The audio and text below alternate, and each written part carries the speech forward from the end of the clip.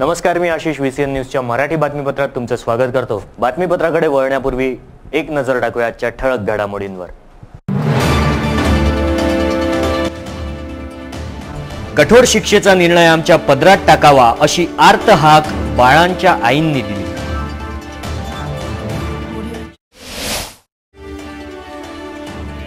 अहिल्यादेवी होळकर यांच्या जयंतीच्या निमित्ताने आयोजित कार्यक्रमाला पाठ दाखवणाऱ्या अधिकाऱ्यांवर कारवाई करण्याची मागणी। टपाल कार्यालय रुक्मिणीनगर शाखेचा भोंगळ कारभार उघड।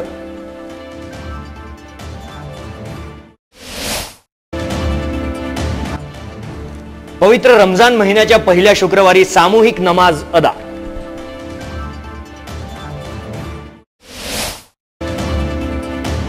अवैध देशी दारू अड्ड्यावर छापामार कारवाई दरम्यान 13,000ची देशी दारू जप्त।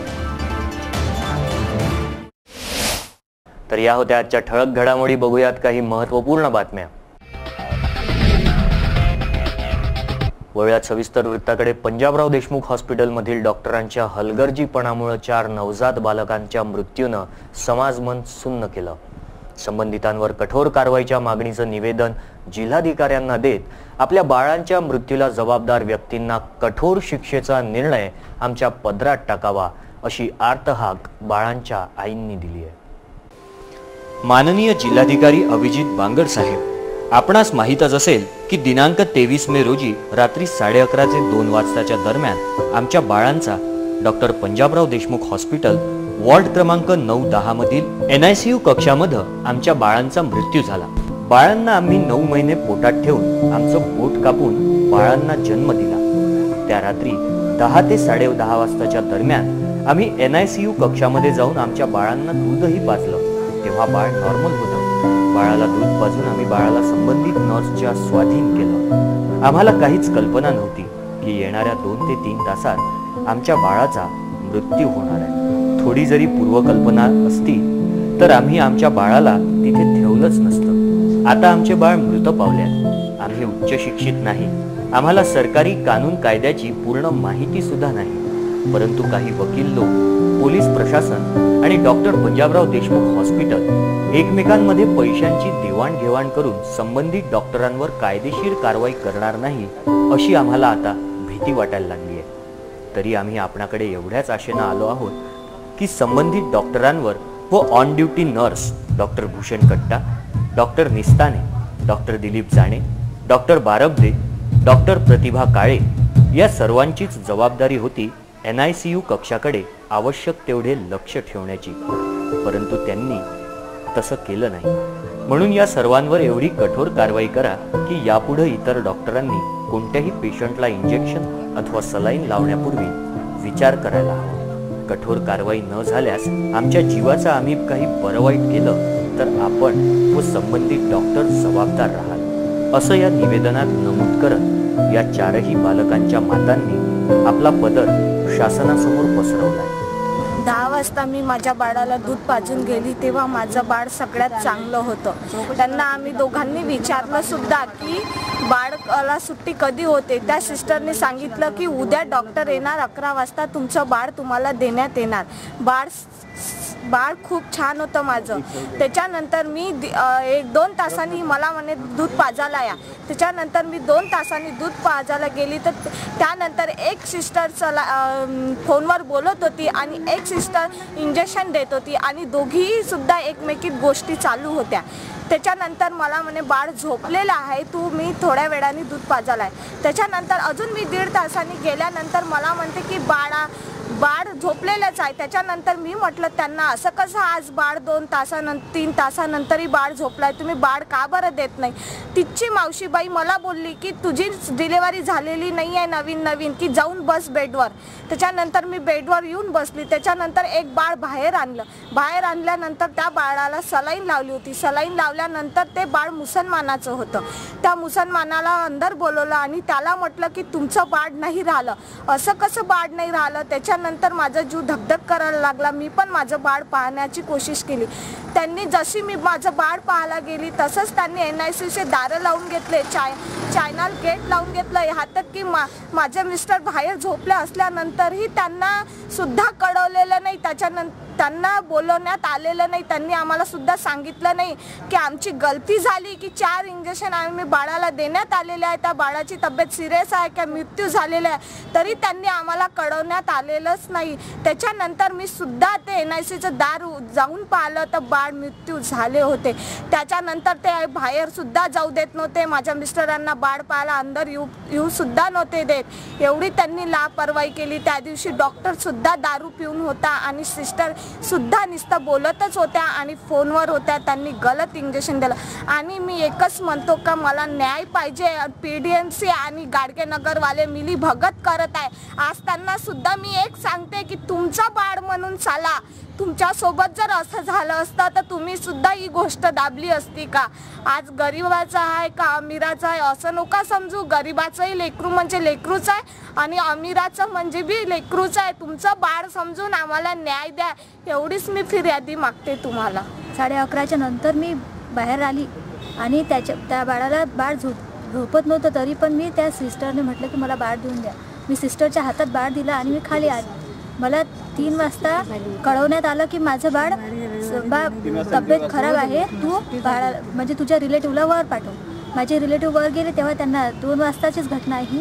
तेव्हा त्यांना कळवण्यात आलं की तुमचं बाळाची तब्येत बरोबर नाही आहे. त्याच्यानंतर आम्ही यांचं बघितलं होतं, यांना माहीत झालेलं होतं. मग यांच्यानुसारच आम्ही माझे घरचे पण आतमध्ये गेले, त्यांनी पण बघितलं तर बाळ नॉर्मल कंडिशनमध्ये नव्हतं. बाळ पूर्ण मृत झालेलं होतं आणि ते मृत झाल्यानंतर जसं राहते तसं पडलेलं होतं.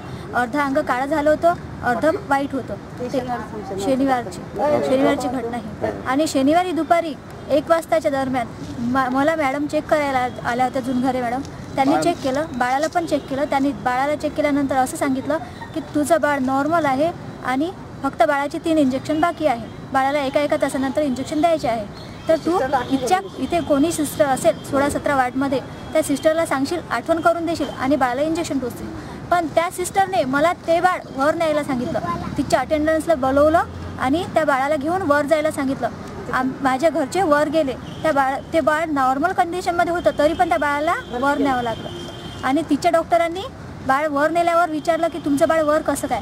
तर त्या डॉक्टरांनी दुसऱ्या डॉक्टरांशी कॉन्टॅक्ट केला आणि नंतर सांगितलं की तुमचं बाळ भरती करायला लागतं. माझं बाळ पूर्ण दिवसाचं आहे. माझं तर 11व्या दिवशी बाळ काढलं, शिजर करून काढलं. 9 महिने झाले, 9 दिवसही झाले. तर 11व्या दिवशी नॉर्मलची वाट बघितली आम्ही. डॉक्टरांनी नॉर्मल होते म्हणून, पण नॉर्मल झालं नाही, तर मग सिजर करून काढलं माझं बाळ. होते तर शनिवारी माझ्या सासूकडे होते दिवसभर बाळ, आणि रात्री आम्ही म्हटलं की सुट्टी द्या, बाळ चांगलं आहे. तर नाही बोलले. काळ्या मॅडमने कॉन्टॅक्ट केला की 1 दिवस आणखी राहू द्या, रविवारी आपण सुट्टी करू. तर रविवारी बोलले की आणखी आता रविवार आहे, आज डॉक्टर लोक सुट्टीवर आहे, तर सोमवारी 12 वाजता सुट्टी करू म्हणून. तर आम्हाला सकाळी रविवारी 4 वाजताच ही घटना माहीत पडली आणि मी माझ्या बाळा सांगूच नाही शकत. झालं आहे, आम्ही नॉर्मलचीच वाट पाहून जायला होतो. आमच्या बाळाला जन्म झाल्याबरोबर होप हॉस्पिटलला न्यायला सांगितलं. त्यावेळेस मी माझ्या बाळाला होप हॉस्पिटलमध्ये नेलं. तर 2 दिवस तिथे ठेवण्यात आलं आणि तिथे डॉक्टरांनी सांगितलं मला की बाळ तुमचं नॉर्मल आहे, तर याला आईची गरज आहे, बाकी कुठल्याही गोष्टीची गरज नाही. त्याच्यामुळे त्याला आईकडेच ठेवण्यात आलं. मी स्वतः तिथून आणलं होप हॉस्पिटलमधून आणि PDMCमध्ये आईजवळ दिलं. त्याच्यानंतर 1-1.5 तासानंतर डॉक्टरांनी सांगितलं म्हणते की याचे 2-3 औषध इंजेक्शन बाकी आहे, तर इथेच देण्यात यावे, दुसरीकडे कुठेही नेण्यात नाही यावे. परंतु तिथे त्या सिस्टरनी सांगितले की बाळाला NICUमध्ये पाठवण्यात आले यावे म्हणून. आणि त्या शनिवारी त्या टायमिंगला कोणती सिस्टर तिथे ड्युटीवर हजर होती, त्या सिस्टरची शनिवारी त्या बाळाला तिथे नाही, विद्या थोरात. तर त्या सिस्टरची चौकशी करावी आणि तिला पण तिच्यावर पण सक्ती कारवाई करण्यात यावी, एवढी आमची खूप आग्रहाची विनंती आहे. कारण की आमचं बाळ नॉर्मल होतं, त्याला कुठेही नेण्याची गरज नव्हती. हे पंकज बारबदे यांचं स्टेटमेंट होतं. मला सांगितलं तिने फोन करून, त्यांनी मला फोन करून सांगितलं की तुमचं बाळ नॉर्मल आहे, घेऊन जा. डॉक्टर जानेचे ना प्रीमॅच्युअर मध्ये आणि डॉक्टर दिलीप जाने यांच्या विरुद्ध तर सक्त कारवाई करण्यात यावी, कारण की त्यांनी सांगितलं आहे की प्री मॅच्युअर बेबी आहे तिने पण तिनंही प्री मॅच्युअर बेबी नाही आहे. 9 महिने 9 दिवस झाल्यानंतर बेबी काढण्यात आलेला आहे त्यांचं सीझर करून. त्याच्यामुळे प्री मॅच्युअर बेबी कोणताच नाही आहे. मात्र डॉक्टर भूषण कट्टा प्रथम दर्शनी बळीचा बकरा बनवण्यात आल्याचं दिसून येत आहे. हेड ऑफ डिपार्टमेंट म्हणजेच एचओ डॉक्टर निस्ताने यांना वारंवार अकार्यक्षम असल्याच्या नोटिसेस सुद्धा देण्यात आल्याची माहिती मिळते. डॉक्टर निस्ताने संचालकांचा नातेवाईक असल्याची बाब समोर आली आहे. डॉक्टर जाने अवैधरित्या पीडीएमसी मध्ये स्थानापन्न आहेत. ज्या व्यक्तींची जबाबदारीच नाही तो आरोपी कसा, आणि ज्याची जबाबदारी आहे तो अकार्यक्षम कसा, असा सवाल सामान्य जनतेनं पोलिसांसमोर उपस्थित केलाय. माझी एकच विनंती आहे की गाडगेनगर पोलीस स्टेशन आणि पीडीएमसी प्लीज मिलीभगत करू नका, कारण की तुम्ही पण एक आईच्याच पोटातला जन्म घेतलेला आहे. आज एक आईचा श्राप खूप खराब लागतो. तुम्ही जर मिलीभगत कराल तर तुमचेही राहणार नाही, ही माझं मनातून अंत करून दुखून मी म्हणत आहे. प्लीज मी एवढीच विनंती करत आहे का पीडीएमसी वाल्याची साथ देऊ नका. गाडगेनगर पोलीस स्टेशन प्लीज साथ देऊ नका. वळूयात पुढच्या बातमीकडे. राजमाता अहिल्यादेवी होळकर यांच्या जयंतीच्या निमित्तानं आयोजित हार अर्पण कार्यक्रमाला पाठ दाखवणाऱ्या जिल्हा परिषद विभागाच्या वरिष्ठ अधिकाऱ्यांवर कडक कारवाई करण्यात यावी, असं निवेदन माजी उपाध्यक्ष जिल्हा परिषद संतोष महल्ले यांनी कार्यपालन अधिकारी कुलकर्णी यांना दिलंय.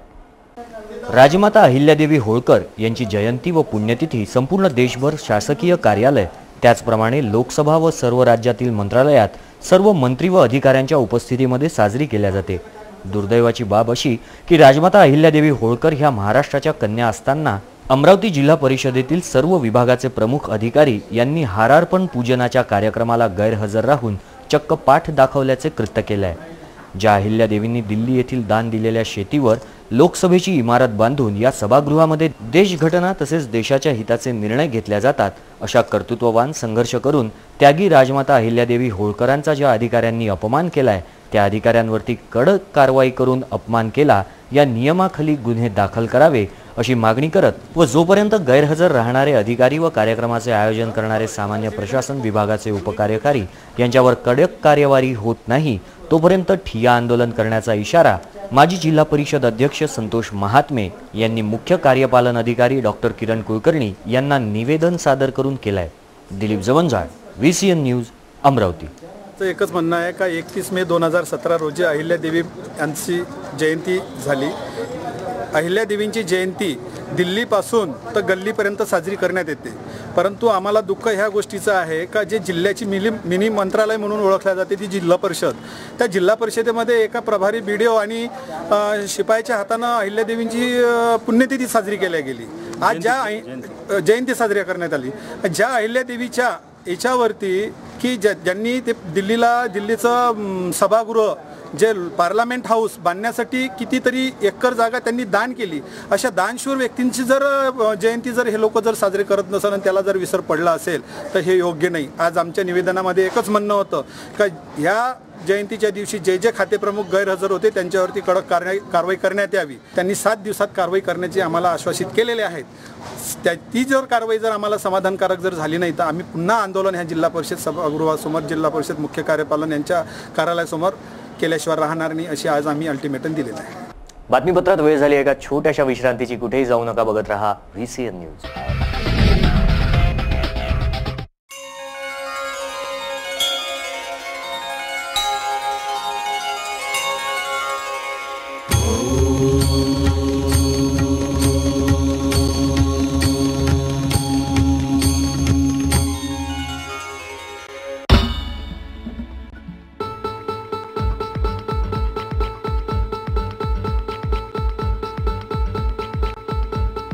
घरची शान घरचा मान घराकडे तिचे सर्व ध्यान.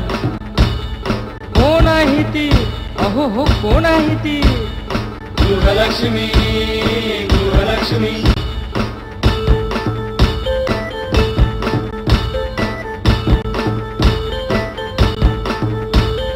ममते पोटी प्रेमासाठी झटते नेहमी घरची तिच्यासाठी. अहो पण काय केलं तिच्यासाठी? म्हणूनच तर घेऊन आलोय आनंद एका स्त्रीचा. विदर्भाची गृहलक्ष्मी दिनांक 15 ऑगस्ट पासून आपल्या घरी. GTPL सेट टॉप बॉक्स मध्ये VCN news channel number 72, UCN set top box मध्ये चॅनल नंबर 81 वर रोज रात्री 8 वाजता व पुन्हा प्रक्षेपण रोज सकाळी 8 वाजता. पाहत रहा विदर्भामधील खवयगिरींचा एकमेव कुकिंग शो. विश्रांतीनंतर मी आशिष पुन्हा एकदा तुमचं स्वागत करतो. वळूयात पुढच्या बातमीकडे. टपाल कार्यालय रुक्मिणीनगर शाखेतील भोंगळ कारभार समोर आलाय. पीडित महिला आपल्या पेन्शनच्या रजिस्टर लेटरसाठी वारंवार चक्रा मारताना बघायला मिळाली आहे. दुसरीकडे सणासुदीचे दिवस नसताना सुद्धा कार्यालयीन कर्मचारी सुट्टीवर गेल्याची माहिती मिळाली आहे. आयुर्वेद कॉलेजच्या समोर राहते. हे कॉलेजला टाकलं. जबाबदारी यांची पोस्टमनची जबाबदारी आहे की त्यांनी ते लेटर माझ्या घरी द्यायला पाहिजे होतं.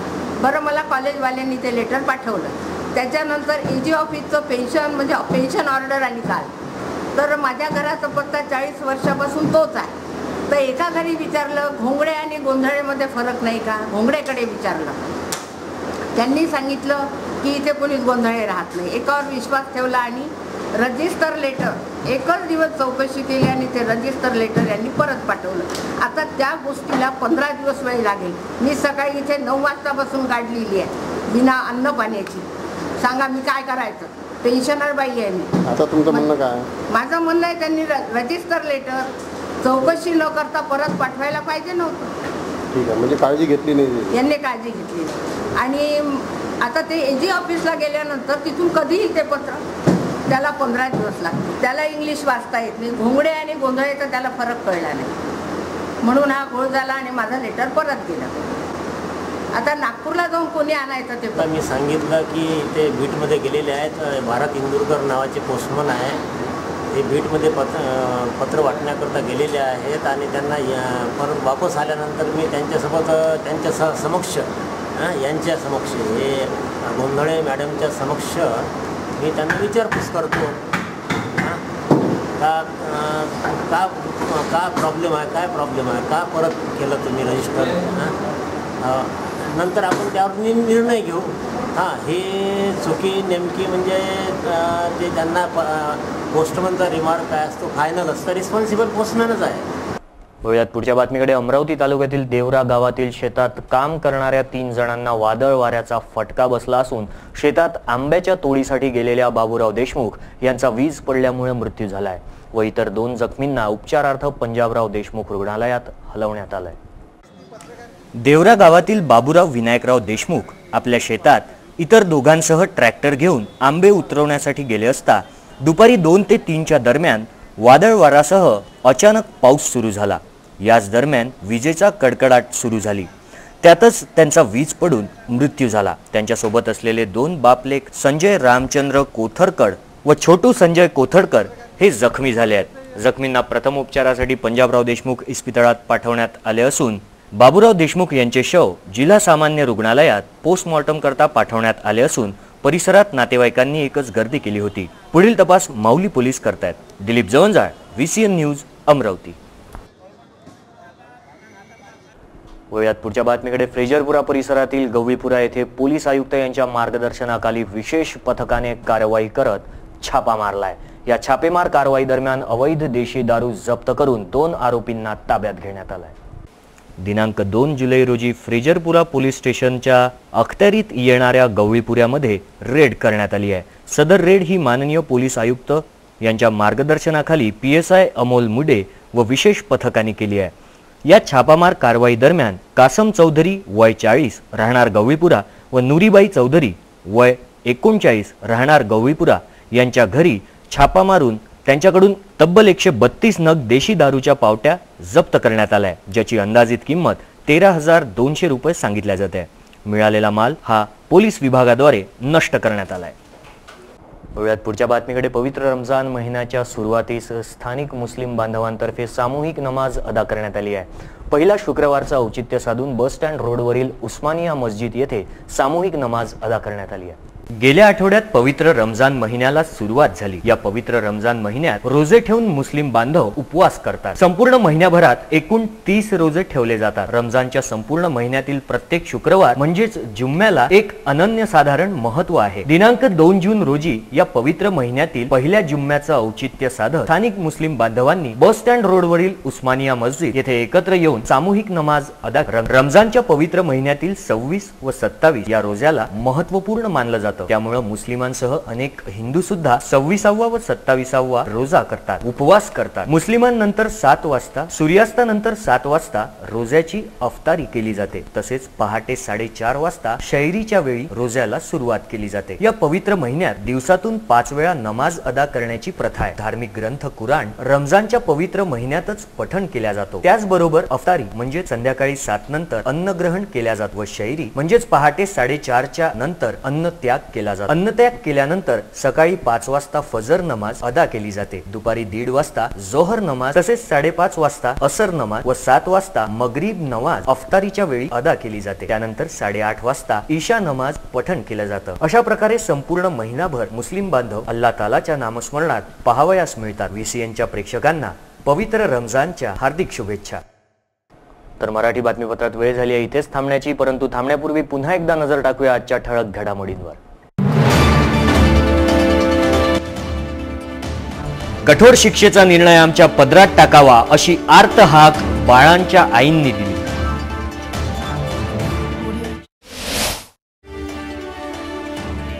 अहिल्यादेवी होळकर यांच्या जयंतीच्या निमित्ताने आयोजित कार्यक्रमाला पाठ दाखवणाऱ्या अधिकाऱ्यांवर कारवाई करण्याची मागणी। टपाल कार्यालय रुक्मिणीनगर शाखेचा भोंगळ कारभार उघड।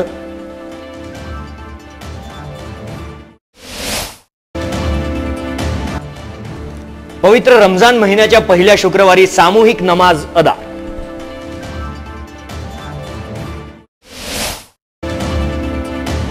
अवैध देशी दारू अड्ड्यावर छापामार कारवाई दरम्यान 13,000ची देशी दारू जप्त। तर या होत्या आजच्या ठळक घडामोडी। वेळ झाली आहे बातमीपत्रात इथेच थांबण्याची। विदर्भाशी जुळलेल्या ज्वलंत प्रश्नांसाठी बघत रहा VCN न्यूज। नमस्कार।